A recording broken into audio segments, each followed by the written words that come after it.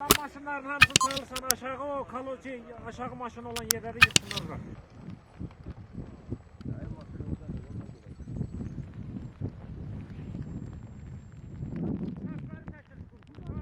Gelin bura.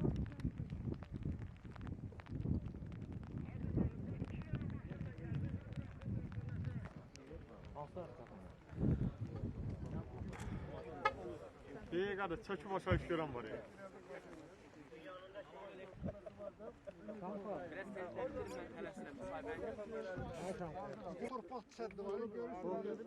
Sol tarafta kırmızı şey parıldıyor ha. Koluşka vurulmuş yerde ha. Şimdi patlatılıyor.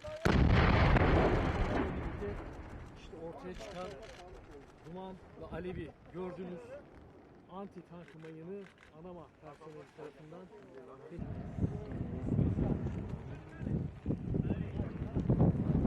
Bir de göstermeyiz.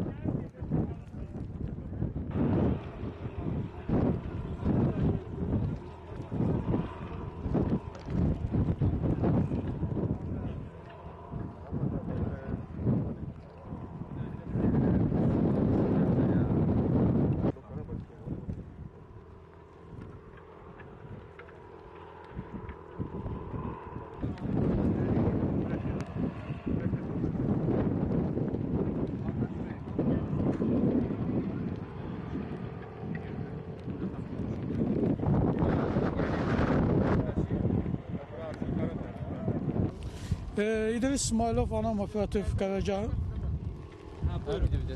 İdris İsmailov Anam Operativ Qərargahının rəisi. Bildiyiniz kimi hal-hazırda biz Tərtər Su Qovşan avtomobil yolunun yenidən bərpası üçün ərazilərin minalardan və partlamış şəhərli sursatlarından təmizlənməsini həyata keçiririk. 10 gün ərzində də ərazidə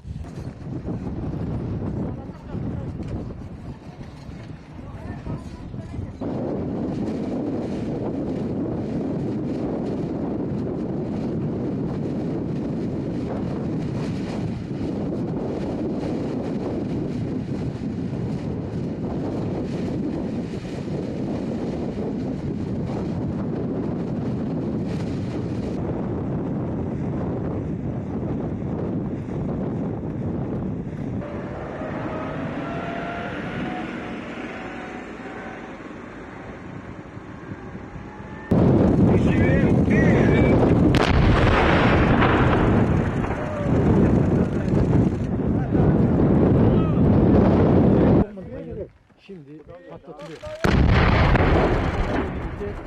İşte ortaya çıkan duman ve alevi gördüğünüz anti tank mayını Anama personeli tarafından